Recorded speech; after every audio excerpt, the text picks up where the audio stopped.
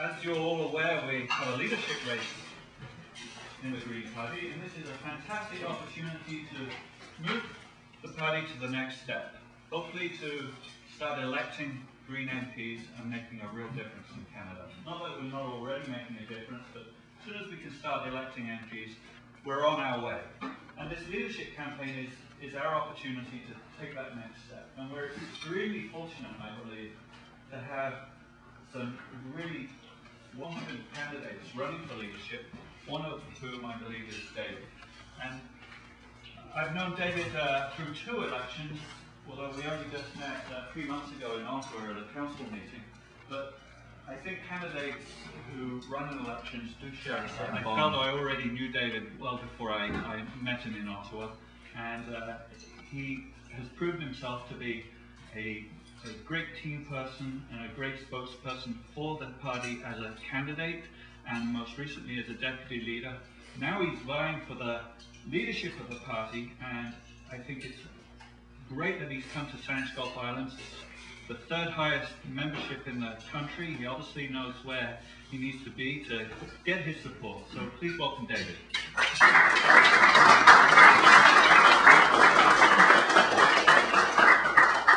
Thank you very much, Andrew. And where is there a place I can stand where I won't have the pole blocking me? Try not to move too much. I thought you'd use the pole by now. That's a pole. It is great to be here, and yes, this is absolutely a place to be. One of the big places to be. This is where there has been a lot of action and some great results.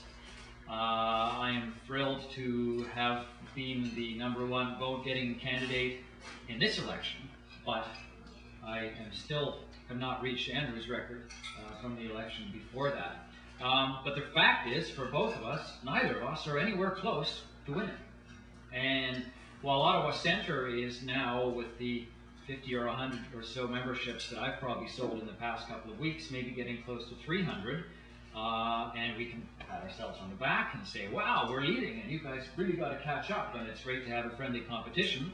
The fact is, we can't win a seat with only 300 members, when we're running against parties who have 1,000 or 5,000 members in one riding alone.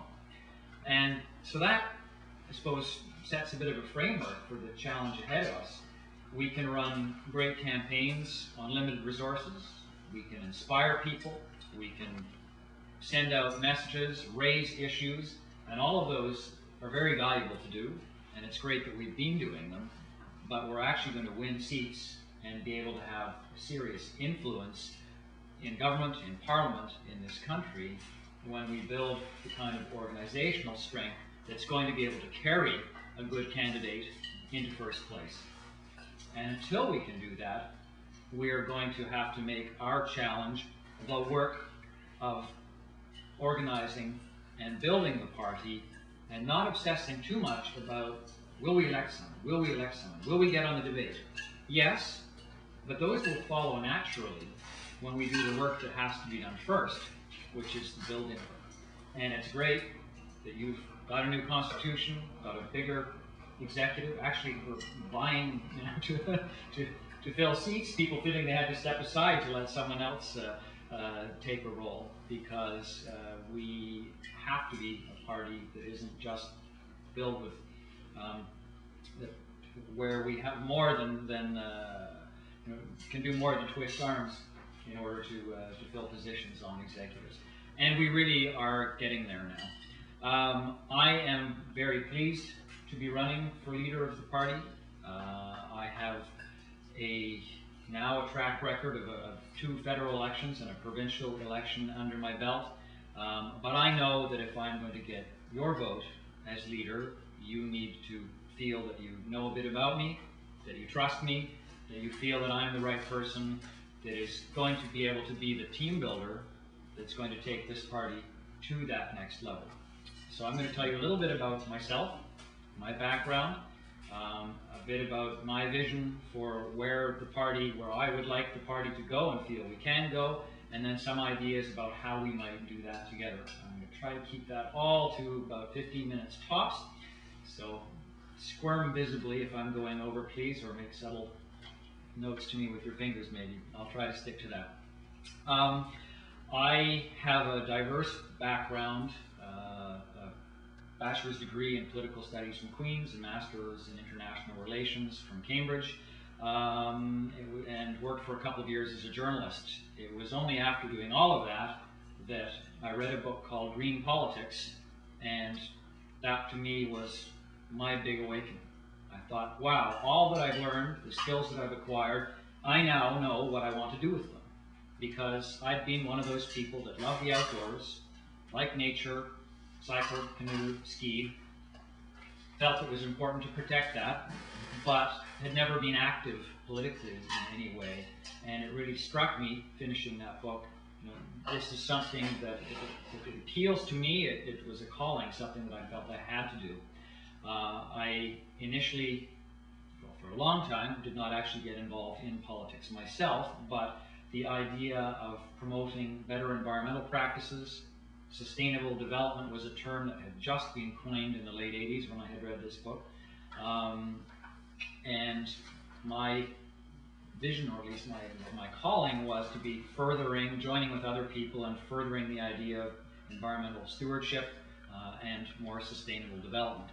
I initially did that in working with some environmental NGOs. I worked for a while with Greenpeace in Montreal when I was doing an intensive French course there. In the late 80s, I did an internship with the United Nations Environment Program in Washington, D.C. I then joined the federal government and worked in the Department of Foreign Affairs for 3 years, leading up to the Earth Summit in Rio. When I'm talking to high school students, they look at me and I realize, gee, some of them weren't born yet. Probably most of you remember the 1992 Earth Summit in Rio, at least that it happened. That to me was a great learning experience, working in the International Environment Directorate of Foreign Affairs. But part of the experience was discovering that staying in the federal government really wasn't for me. I've always had an entrepreneurial bent to me, like to do energetic, dynamic things that are happening, and I felt that working in the private sector as a consultant with the group of consultants that had just got going in Ottawa, who were essentially trying to help organizations be more sustainable, understand why they should, and then help them to achieve that. So I've now spent, since mid-92, after the Earth Summit, until now, either working for a firm as a partner, and now the last 7 years running my own consulting firm, helping organizations to be greener. And when I say greener, not just environment, but the whole picture of, I will help your organization be profitable, not by doing environmental harm, but by recognizing that being socially and environmentally responsible can be and should be also economically advantageous to you. And so that same philosophy, all that I've learned in the government, NGO, private sector, and trying to apply that way of thinking, it really only made sense to me when, I felt that I had the training, if you will, and the knowledge that when out of the blue I was asked to run in a provincial election in Ontario in the fall of 2003, after getting over the initial shock of what me, run for politics. When I took 24 hours to think about it and really think about it, I was about to say no, and then thought, you know, you've got the ideas, you've been doing this in other ways, let's try doing it in politics. And I never could get into politics until then. I was not one of the guys that annoyed you in high school by saying, someday I'm going to be Prime Minister. I really was the furthest thing from my mind.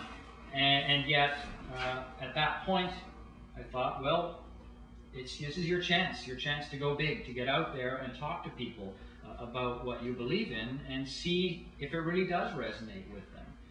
And the response was so positive, although it was a very small campaign, no experienced group of people cobbled together, whoever I could find at the last minute. We managed to run quite a credible campaign and got seen and got the first signs out there. Volunteers started coming forward. But most importantly, the response was just such a positive one that I thought, people were telling me, you know, we're glad you're doing this. We want you to do it again. We're so glad that someone's got the courage to step forward and do it. And yes, absolutely, that's where the bond comes, I think, from anyone who's been a candidate, Ariel, or maybe others in the room here.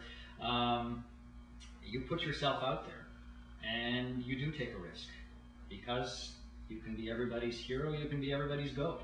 You can come up with really clever remarks in a debate and have people applauding and clapping, or you can stick your foot in it and wish you hadn't showed up that day. That's always a risk when you go out there. But I thought, where are we going to get? How far are we going to go if we're not going to take risks? And it's time for me to take that risk. That response was so positive that I decided, hey, wouldn't it be neat to try that with some practice and with a team and raise some money? So I ran federally in 2004. I have this unusual habit, I guess, of attracting maybe nothing at all to do with me, but I'm wondering if it's a jinx. I ran provincially against Dalton McGuinty, and I know you're not from Ontario, your name still recognizes the name. I thought, this time we've got no incumbent in Ottawa Centre. I'll run federally. Well, who decided to come out of retirement? Anyone heard of Ed Broadbent? Thanks, Ed. Come over into my riding and run here. He's retiring again, though. Yes, well, he did do that. He retired, and then the mayor's son decided to run again. And I realized that, you know, you can't wait for a bunch of nobody, incompetent opponents to run against. That's never going to happen. You're only going to win if you can win against, you know, the other parties are always going to have big, strong teams. And more often than not, they're going to have very good candidates. And we have to face, as the Green Party, that when we win seats, we're going to win seats by being better than the other parties. And that, to me, is what I want to finish my talk about today, is how do we become better than other parties? I believe we already are better in our vision. We have a vision. We're very clear on what it is. It makes sense. It is a platform that's not trying to ride two horses going in different directions. We have a platform where all of our planks are interlinked. They're mutually supportive. Where we don't have an energy policy that is, let's create more energy, and a transportation platform which is, let's widen the road so more people can drive, so that we then have to create an environment platform which is cleaning up the mess that we just paid to create in the first place, and a health platform to cure people from things that we just created by spending your money, and we end up spending money with one hand and cleaning up with the other. No. The Green Party's approach is one that, as you've probably heard from people who've taken the time to listen, just makes sense. Our challenge is getting that message. We have a great message, we have a great platform, but not enough people know that. They think we're, quote, just an environment party. They think that, you know, we're nice people. They're glad we're here. But, that's the but vote, which I'm going to talk about. You've probably heard this before. Andrew, you're a great candidate. I think you'd be the best person. But, you know, Ariel, I read the platform. It was fantastic. But, I almost voted for the Green Party. But, we have not brought people over to feel not enough. To feel that this is an invested vote, not a wasted vote. And we're going to bring them over in two ways. One is communication, which is simplifying our message, presenting it clearly, presenting it often, not just at election time, but between elections, getting out into more communities and into different circles. I talked about getting outside of our comfort zone. Okay, let's look around us. I'm probably not offending anyone to say, well, we're pretty all white here, aren't we? And great to hear that Phil is 25, but that puts him in the minority here. The reality is, Ariel, 30? 30. Another old guy. The fact is, there are circles that we travel in that we feel comfortable in. We go to environment fairs. We do Earth Day celebrations. And we do a few other things.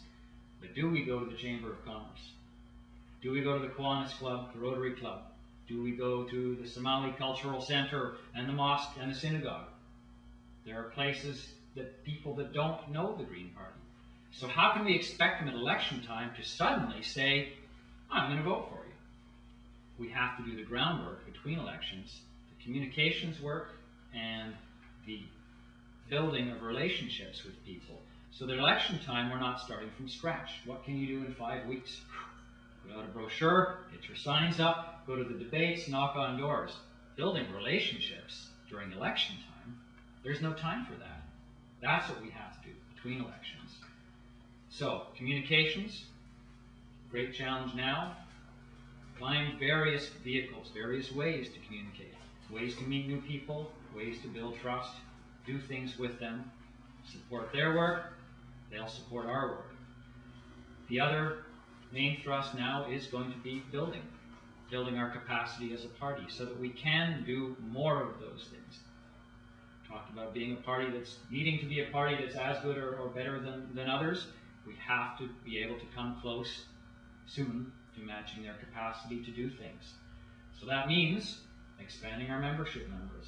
Again, getting outside of our circles right now, bringing in members that are a full reflection of society. First Nations communities, youth groups, critical that we appeal. People naturally think, Green Party, you must have really good support at university, even high school voters, really popular. Well, we do really well when we go and speak at high schools and they have their mock elections and we win.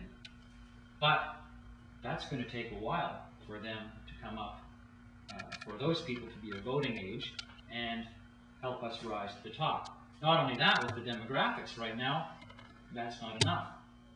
So yes, let's be getting more young people in and developing a culture of supporting the Green Party, but let's make sure that we're touching on all demographics as well.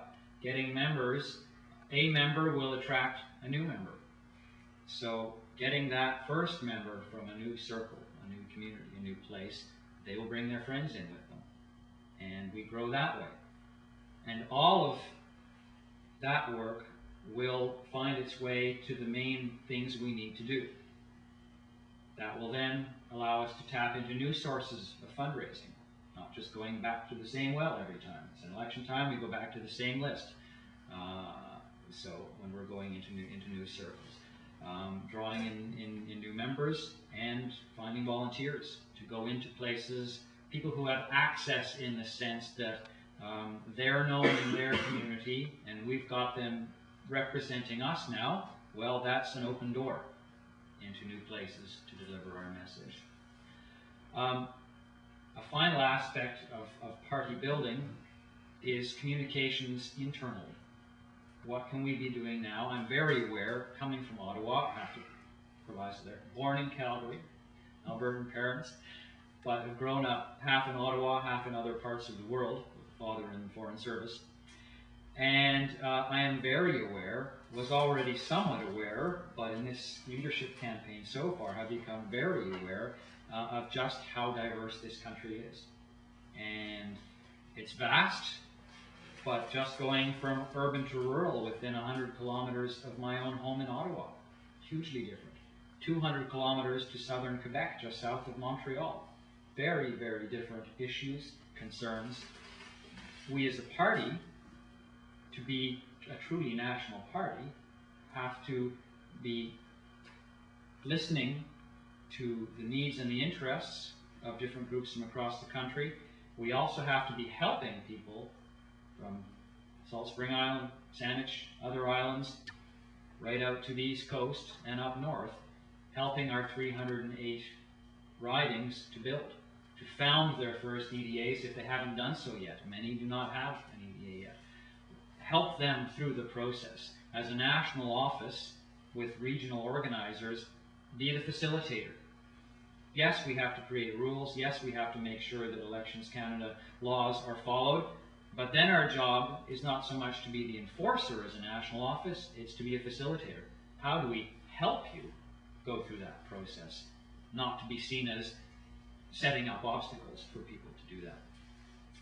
And the other thing is communicating what it is that's being done and why it's being done from the central office, but creating the various ways in which we can then communicate, not only hear from you, but also allow you here with an issue from fisheries to housing to communicate with somebody in another part of the country who's also interested in those issues. So that if somebody here is interested in one issue, create networks to allow you to find someone with that same interest in another part of the country and create your own group that's going to improve our policy, that's going to improve our platform, so that I see my role as leader being, in addition to chief spokesperson for the party, chief facilitator and listener and team builder. Because I'll be the one that will be out there and hearing, much more than anyone in an office in Ottawa. I will be coming back, out and back regularly and reporting on what I'm hearing and what we need to do to keep growing this party. And so developing mechanisms where we can be communicating more effectively and more often and listening actively would be a critical part of that. And pushing to ensure that we are doing that well, because I'm going to hear about it if I don't. And so I should. So I should if I go out to other parts of the country and there is still a feeling that, yes, it's great we've got this office in Ottawa, it's great we've got this capacity now, but do I know what they're doing? Are you listening to me? How long did it take to get my phone call returned? Did I get an answer yet to an issue that I raised? Those are all parts of building the party. There's a last issue that I want to particularly raise, and that is to build a party that is a model in many ways of what it is to be sustainable. And that can take all kinds of forms, from operating efficiently on the money that we've raised, on making sure people get their holidays and the jobs are, we've already seen here today, tasks are shared evenly among people, so we're not burning out volunteers, so we're not always coming back to the same people to run a campaign. But more than anything, it's about building a culture of dignity and respect. Like all political parties, there will be disagreement over strategies, the way money should have been spent, messages, Constitution, how much it costs to go to the convention in Ottawa. There will be disagreements. But can we build a culture where those disagreements can be voiced, but are voiced in a way that respects all other members of the party and is done in a dignified way? Because more than anything, if we can be that party that has adopted that kind of a code of conduct voluntarily, we really will be something different. Unfortunately to say, really no other parties have that. And we've done plenty to go down the road of their direction. Can we turn that now? Can we turn it into a really positive force? The best that I can do, I can't be the enforcer of that. You can't be an enforcer of dignity and respect. You can call for it, but more than anything, you can model it. And I make that pledge. That is the way I operate. I'm a team builder. I know I've got weaknesses. I compensate for those weaknesses by finding people whose strengths are my weaknesses, so that it truly is a team where we as together can be doing great things. I do that by always respecting the people who are working with me. When someone has made a mistake, by voicing my concern in a way that respects them. When people think that I could have done something better, by listening to them and accepting that they're trying to help me do a better job. And if I can do all that in a way which is consistently modeling that kind of behavior, then I feel I can help the party as a whole to shift to that very powerful new positive model. I'm someone who believes in solutions. I'm often described that way. The books I've written, the consulting work I do, it's about solutions. It's about practical solutions. I hope you feel I'm quite a good speaker. I believe I'm quite a good communicator. I've never been the firebrand speaker that gets people roaring. I did get a standing ovation in Halifax last week, and it took me quite by surprise. But I was hoping it was a harbinger of things to come. But more than anything, I've been someone who responds with practical suggestions and positive suggestions. Some people have said they've seen me on debates. I'm known for staying away from attacking other parties. You know, sure, Stephen Harper might eat kittens, probably doesn't. But what is the point in spending my little bit of airtime talking about what the other parties are doing and doing badly, when I can be talking about what the Green Party wants to do and do well? That's what we need to be doing. As a group, as a shadow cabinet, as a leader. that's my pledge to you. That is the way. Any other questions, I'll hear from you and try and give you answers, but it's an overview for you. That's how I would like to lead the party. I commit myself 100% to leading this party and doing it best of my ability as a listener, as a team builder. And I'll start now by listening to you. Thank you.